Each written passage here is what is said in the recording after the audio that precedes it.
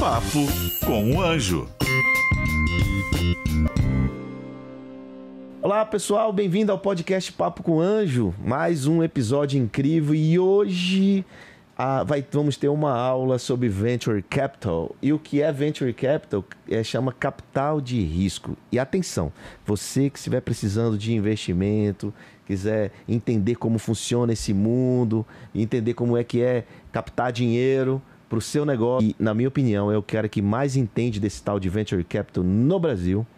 É uma sumidade, assim, todo mundo respeita, e um cara que é respeitado, né, por unanimidade, a gente tem que trazer aqui no Papo com o Anjo, até porque o nome desse podcast é Papo com Anjo.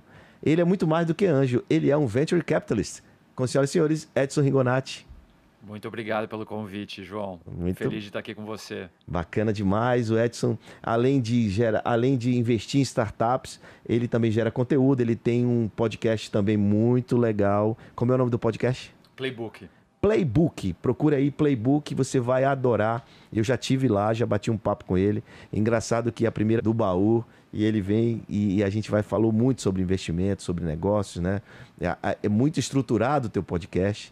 Esse aqui não é. Esse aqui é papo. Cada um tem um jeito, Tem né? um jeito. Esse aqui é improvisado total. Vai dessa nossa conversa informal, porque quem está nos assistindo... E essa é a tônica do Papo com Anjo, é a tônica da Jovem Pan, é a tônica desse negócio. Me fala uma coisa. Para começar, nós estamos no melhor momento de investimento em startup que a gente já teve no Brasil. Na verdade, a gente está no melhor momento para investimento em startup na história da humanidade, né? A gente nunca teve um volume tão grande de gente empreendendo no mundo inteiro, em qualquer segmento, em qualquer setor, de qualquer maneira. Acho que é a grande marca dessa era que a gente está vivendo, né? É a era dos empreendedores. A gente teve a era do agricultor, a era do industrial, a era do banqueiro, e a gente está vivendo a era do empreendedorismo. O empreendedorismo vai dar jeito nesse Brasil? Vai dar jeito no mundo inteiro, inclusive o Brasil. E a gente acho que vive muito isso, né? É porque a gente sempre teve aquela história da síndrome da lata, né? O americano é melhor que a gente, o empreendedor é que tá. Eu diria que a gente já está quase na Liga Mundial. Né? Saímos do Campeonato Nacional, já saímos da Libertadores, e acho que a gente tem finalmente uma safra de empreendedores competindo globalmente, né? Então, resultados digitais, a Hotmart, a Gympass, a Pipefy, são empresas de Belo Horizonte, Florianópolis, São Paulo, que estão conquistando o mundo. Então a gente tem, pela primeira vez, uma safra de empreendedores com muita experiência, né? Gente que já fez, deu errado, gente que fez, deu certo e agora está fazendo de uma maneira muito significativa. Essa expansão do mercado global, então a gente já não fala mais só de Brasil, a gente está falando de conquistar o mundo. O Brasil o Brasil é o segundo maior mercado do Airbnb, segundo maior mercado do Insta, e agora a gente tem o que faltava, que é dinheiro, né? Então a gente vive um momento onde tem muito anjo. Dinheiro carimbado para isso, né? Dinheiro carimbado para isso. Porque dinheiro sempre teve, mas não teve carimbado para isso, e agora temos, né? É verdade, muito anjo, né? O trabalho que vocês têm feito, acho que disseminou essa cultura de investir em empreendedores no estágio inicial. Uma safra de fundos como a Astela, a gente tem a Casec, Monax, Redpoint, Valor, DGF, investindo naquelas coisas que os anjos fazem e dão certo, e uma safra, né, de o que a gente chama de investimentos de late stage, que são aqueles que tem feito na última década, como o SoftBank, mas a gente tem os grandes hedge funds brasileiros, né, a Dynamo, a Velt, olhando para esse segmento e fazendo com que a cadeia do dinheiro funcione para o empreendedor brasileiro. Olha lá, a cadeia do dinheiro, quando ele fala assim, começa com investimento anjo, vai subindo, né, e outros fundos como a Astela, que é o fundo dele, né, a Astela Investimentos, vai acompanhando e vai seguindo com esse empreendedor em outras séries, né? Então essa jornada é completa praticamente. É claro, não investindo nesses negócios que a gente investe no começo, e eles vão, se der certo, como os exemplos que você citou, alguns deles, inclusive, tem a Astela Investimento investindo neles, né? Exatamente. Então, você acompanhou. E é um grande negócio, porque quando você investe no começo, você tem um valor menor da empresa, você tem um valuation menor, e você investe um recurso menor, Mas é super importante para a empresa ter aquele primeiro dinheiro, segundo dinheiro, terceiro dinheiro para fazer acontecer. E nessa linha de dinheiro, de investimento, a gente viu também, além disso, e não essa situação não acontece muito no Brasil, mas a gente viu lá fora grandes empresas, conhecidas empresas como WeWork, a própria Uber e tantas outras, com abundância de recursos de funding, né, com rodadas subsequentes de investimento, mas queimando um caixa absurdo e queimando até hoje, gerando prejuízo enorme. A gente sabe que o prejuízo deve acontecer, acontece no começo, o prejuízo não, mas o burn rate, a queima de caixa para crescimento, mas isso ficou, pergunta no sentido de saber se isso serve de exemplo para que a gente não cometa esses erros no Brasil? Eu acho que essas coisas acontecem em qualquer situação de mercado. Eu gosto muito de comparar o que a gente vive nesse mercado de venture capital com o que a gente vive no mercado de ação. Quando você vai comprar ação, tem duas grandes maneiras de você olhar para o investimento acionário. Ou você é o que a gente chama de momento investor, ou você é value investor. Ou você investe no momento, na fase, na tendência, ou você investe nos fundamentos da empresa, né? Ou seja, aquilo que realmente importa. Venture Capital Angel, o investimento anjo, tem essa mesma característica, né? Invisto naquelas coisas que estão na moda e podem dar mais certo, ou invisto naquelas coisas que têm fundamento, tem margem. Racional. Exatamente. Então, assim como no mercado acionário os dois dão certo, nesse mundo também. E o que a gente viu com essas empresas é que nem sempre isso dá certo, né? Por isso que, como você falou, é um investimento de risco. A questão é que quando a gente acerta tão bem acertado, que o retorno médio, né, dos fundos de Venture Capital é 35, 40... E assim, se você investe, esses fundos geralmente investem em 10, 15, 20 empresas, e aí uma delas estoura e com esse remunera todo o capital e todo o investimento nas outras, nas demais, e por isso tem cada vez mais dinheiro carimbado para Venture Capital e para vocês, empreendedores que estão nos assistindo, que tem um bom projeto e que tem um racional, né? Você não adianta, você está vendo no Anjo os empreendedores pedindo 40 missional para isso. A gente vê os empreendedores assim, você está falando que o Brasil e o mundo, né, está vivendo empreendedorismo, mas eu queria entender um pouco a educação empreendedora, lá na base. Como é que a gente constrói esses jovens? Você tem o Enzo aí, como é que constrói esses jovens do futuro? Hoje tem muita informação, tem conhecimento disponível, ele pode acessar, pode aprender, tem o teu podcast, o meu, livros, o Smart Money e tantos outros. Tem onde buscar conteúdo. Mas e o jovem? Como é que ele se prepara? Como é que a gente muda a mentalidade do Brasil em relação à educação na base? Bom, essa base ela já vem com uma outra perspectiva, né? Os nossos filhos, o Enzo que está aqui com 12 anos, já nasceu dentro da internet, né? E para eles, com essa cultura que eles vivem online, fazer pitching é a coisa mais normal, fazer projeto online é a coisa mais normal. Já vem com uma outra carga diferente daquela que a gente cresceu, mas vem principalmente com os elementos que eu acho que são fundamentais, que já vem na própria cultura de uso, de consumo dessa geração, que é muito diferente da nossa. Então, com isso, entendendo esse momento, e se a gente tiver um pouco mais de incentivos e de educação e de informação na base...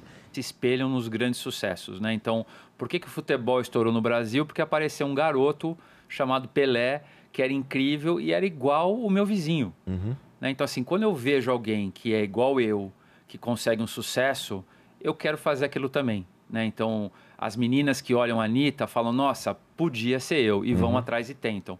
Né? O empreendedorismo é a mesma coisa. Então, assim, conforme os jovens forem vendo que o André fazia a mesma coisa que os caras fizeram, isso gera uma manada de gente tentando replicar, fazer isso, e aí a gente vai ter ainda mais gente fazendo mais dinheiro, mais sucesso, né? E a coisa vai se autoalimentando. O engraçado é que o importante é que você está dando referências reais de empreendedores que sabem, que fazem acontecer realmente, né?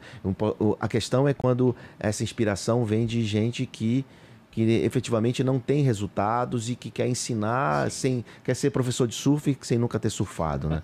Então, isso é o que a gente vê no mercado também. Isso me preocupa muito, né, por conta da formação dessas pessoas, desses jovens daqui para frente. Mas isso é uma coisa que tem em todas as profissões. Verdade. Né? Tem em todas as profissões e não é diferente nesse nosso mundo de investimento. Não mesmo. Temos bons empreendedores, nós já sabemos. Agora eu quero saber projetos.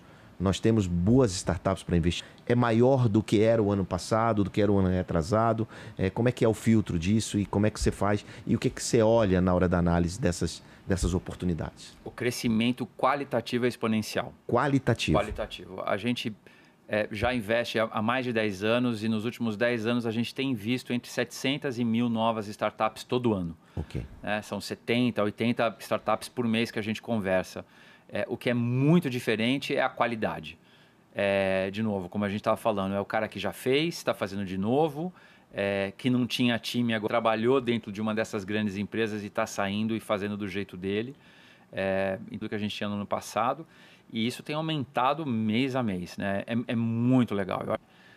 Muito jovem bacana, muito jovem inteligente, muito jovem muito bem preparado. Obviamente, né? Porque se ele olha 70 negócios por mês e investe em um por mês, né? Você vê aí, isso faz sua conta, sua relação, que você tem que ser muito melhor do que você era. Então, a partir do momento que você tem mais informação, mais conhecimento, mas também a competição é maior. Né? E não é qualquer negócio que a gente vai investir, porque muitas vezes pode fazer sentido para ele, para o empreendedor, mas não faz sentido para o mercado, o tamanho de mercado e tudo aquilo que você procura. E o que você está falando, basicamente, que eu acho muito interessante do teu trabalho, é que a gente tem que fomentar o talento. Né? Uma coisa é aquele cara que acha que joga futebol, batendo escanteio, dando cabeçada para conseguir fazer direito no dia do jogo. Né? O que a gente procura, quando você olha uma ideia, você dizer se ela vai dar certo ou não vai dar certo. A questão é quem está por trás dela. Exatamente, mas é muito fácil você olhar o talento e você enxergar o talento que tem para fazer aquilo dar certo. Mas uma das reclamações que eu ouço muito, e muito empreendedor me encontra em aeroporto e tal, João, poxa, mas no Brasil não se investe em ideias. Não se investe em PowerPoint, só se investe em negócios faturando e tal, que basicamente a nossa tese é essa. Né? E realmente eu não invisto em ideias. Mas recentemente a gente viu um fundo da Maia, da Lara Lehmann e com a Mônica, investiram numa startup no PowerPoint 7 milhões. E aí? Essa reclamação é pertinente? A gente realmente... Claro que não estou falando de um fundo serial, estou falando no geral. Né? No geral. Você, quando fazia lá atrás, você já fez alguma coisa em PowerPoint... Levando em consideração o talento, o cara é sensacional, é um Kobe Bryant, um Michael Jordan, e aí esse cara resolveu fazer um time de basquete, você aposta no escuro, antes dele desenvolver. Acho que um exemplo recente nosso é a Salve. Né? O Dani Juvinski, ele participou da criação do Web Motors, vender o Web Motors, ajudou a criar o iCarros, vender o iCarros, fez o Minha Vida, vendeu o Minha Vida. É um cara que já podia parar, né? Virar investidor ou fazer qualquer outra coisa. O que ele resolve fazer? Montar a Salve. Né? A hora que o Dani me ligou e falou, Edson, vou fazer isso, eu falei, Dani, a gente vai investir. Então, nem PowerPoint tinha. Exato. A diferença aqui eu conheço ele há 10 anos e o cara já fez 3 vezes, já tem time, vai fazer de novo. Então, assim, quem está começando tem que ter a paciência de saber, né, que vai ter que tentar, vai ter que fazer, vai ter que tentar, vai ter que fazer. Para daí sim, acho que um dia sonhar em conseguir captar no PowerPoint. Então é isso, não é todo mundo que consegue captar sem o negócio estar provado de alguma forma, com clientes pagantes, aí essa é a melhor forma de provar, né? E não é todo mundo que consegue, mas existem casos, como você acabou de falar da Salve, por exemplo, que você investe no talento do empreendedor e ele vai fazer acontecer. E se ele tiver apoio e recurso, também vai fazer. E nesse caso, muitas vezes não é nem recurso que é o X da questão. Tem o talento, tem o próprio empreendedor, o time tem dinheiro, ele vai muito mais longe se tiver já um fundo estruturado como o seu, né? Sem dúvida. Qual foi o melhor negócio? Não sei se você pode falar, mas qual foi o melhor negócio e o pior negócio? Melhores, eu acho que tem vários acontecendo. Eu acho que em ordem de grandeza, eu diria que hoje resultados digitais, OMI e Salve, mas a gente tem uma ação, tem troco simples, muita coisa legal vindo. Grão que era? A Jim. Jim.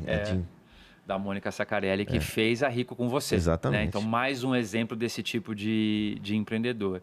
Mas já erramos muito, né? Ou seja, acho que dos 35 investimentos que a gente fez até hoje, a gente já fechou mais que 20. Olha lá, presta bem atenção. De 35 investimentos, 20 foi write-off. Write-off é quando não dá certo e você desiste. Já tivemos falência, já vendemos por R$1, já vendemos a empresa por 2 centavos. Já teve um empreendedor que enganou vocês? Não. Não? Nunca tivesse problema de criminal, de jogar o cara, nada, né? Nada. E aí é uma questão, tem empreendedores que conseguem fechar a empresa com graciosidade, né? Entendem que aquilo não deu certo, vamos fechar. E tem empreendedor que tenta lutar contra a maré e aí a coisa degringola, né? Mas assim, a gente costuma dizer que a parte mais difícil é o meio do caminho, Kepler.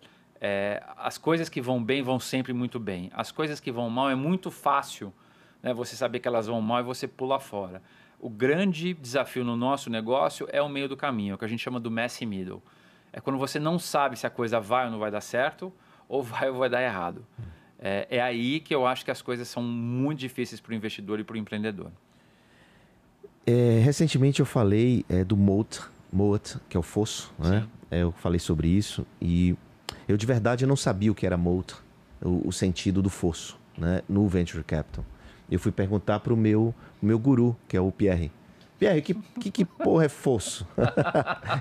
Por que fosso? Aí ele, cara, mas você não lembra? E tal. Aí foi que eu entendi no conceito de Venture Capital. E eu queria que você explicasse aqui para quem está nos assistindo a questão do diferencial competitivo e como é que você enxerga isso, qual a importância do diferencial competitivo na análise de vocês e para perenidade, para o crescimento ou para tracionar uma empresa além do PMF, digamos assim. Claro, acho que só voltando um pouquinho, né? Então o conceito do fosso estratégico, do moat, foi algo desenvolvido pelo Warren Buffett, né? Ele que tornou essa terminologia larga goteja dos bárbaros que estão sempre tentando invadir o nosso castelo.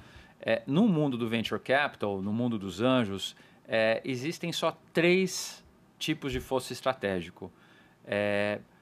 Ou eu sou muito rápido, faço erro mais rápido do que os outros, ou eu tenho uma cultura incrível, né? As pessoas querem estar comigo porque eu tenho uma cultura fenomenal, ou eu tenho uma arma de distribuição em massa.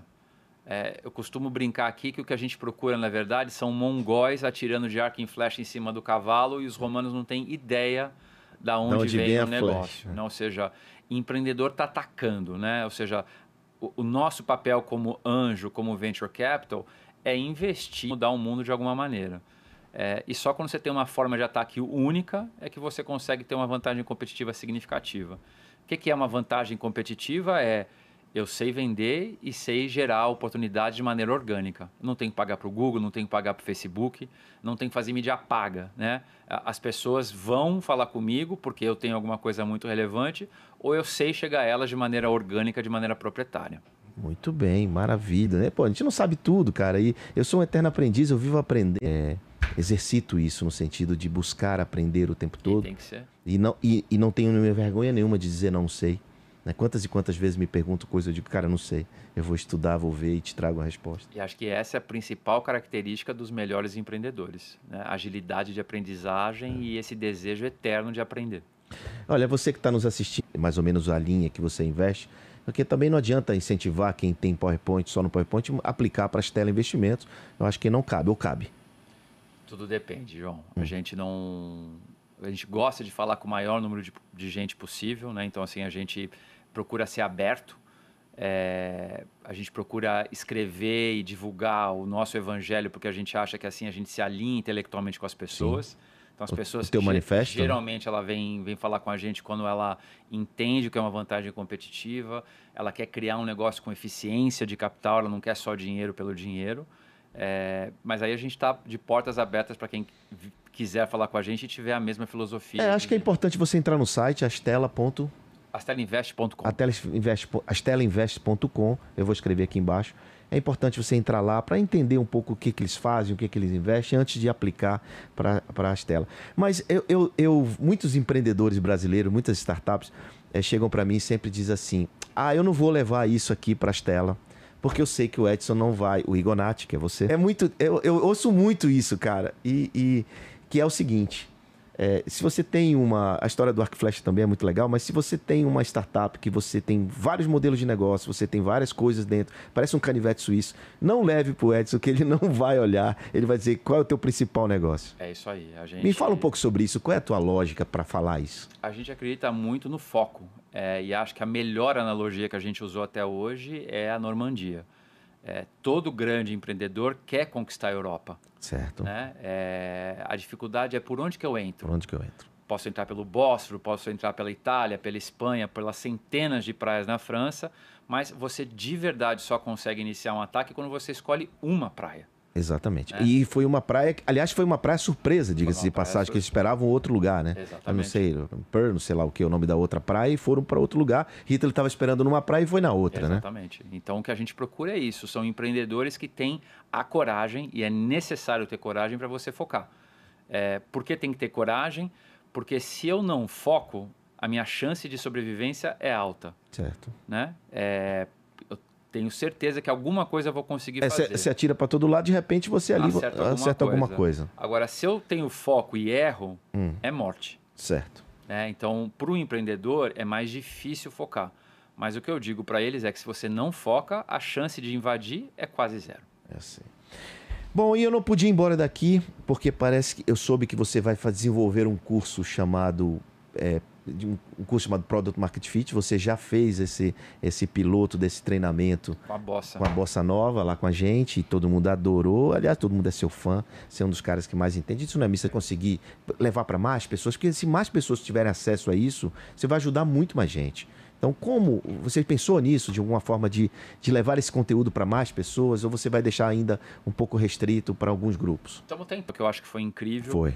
Basicamente, o que a gente tentou fazer foi levar conteúdo que a gente acha que é importante para os empreendedores fazer nessa primeira etapa com maestria, que é o que a gente chama de Product Market Fit. Né? Então, e que a gente vai explicar o que é isso daqui a pouco. Ótimo.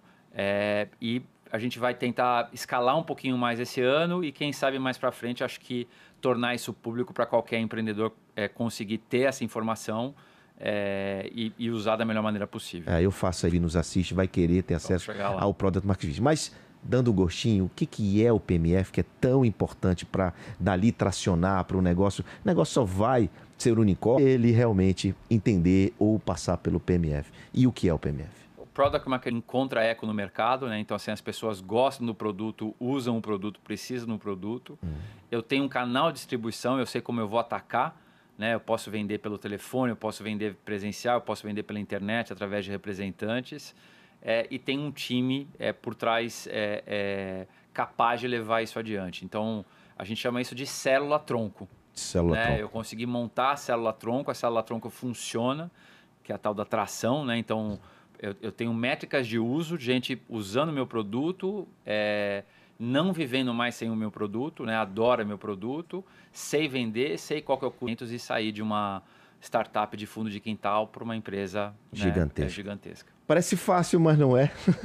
E para isso a gente tem as aulas e o carinho e a atenção de caras como Edson Rigonati, que graças a Deus o Brasil dispõe de grandes venture capitalists, grandes pessoas, grandes cabeças, grandes fundos, e eu tenho um orgulho de estar próximo de você, de estar aprendendo o tempo todo. Todas as vezes que você fala com a gente, você ensina muito, e você foi o primeiro VC que eu trouxe aqui. A gente chama de VC, Venture Capital, o primeiro VC que eu trouxe aqui no Papo com Anjo, porque, como de novo, eu só chamo as pessoas que eu gosto para falar, eu só falo aquilo que eu faço e eu só convido aquelas pessoas que eu gosto. E é por isso que você é quem você é. Mas eu vou fazer uma startup, eu vou fazer uma startup de quê, né? Ou então, cara, qualquer dica para quem já... É a sua paixão, ou faça alguma coisa na qual você já tenha 10 mil horas de vida. 10 mil horas de vida. Não, ou seja, se eu tenho 10 mil horas de futebol, empreenda no futebol. Se eu tenho 10 mil horas de gaming, faça alguma coisa com jogos, né? Então, faça alguma coisa como você sabe sobre aquilo que ninguém mais sabe. Se você tiver um segredo, você vai construir um unicórnio. Uau, muito bom, cara. Muito obrigado. Senhoras e senhores, Edson Rigonati, obrigado de verdade. E você que está nos assistindo